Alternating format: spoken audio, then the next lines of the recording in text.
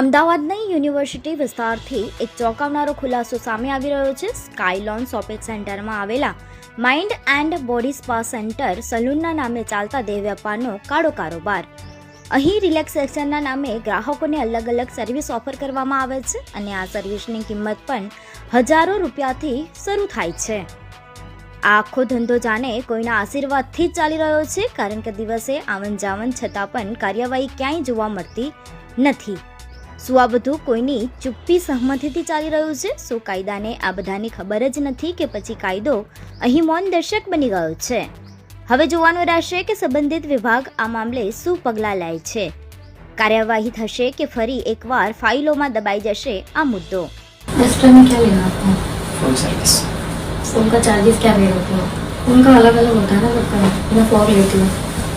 4,000 क्या कह रहे हो? मतलब ब्लो जॉब तो मैं करती हूँ, मुझे पहले बता.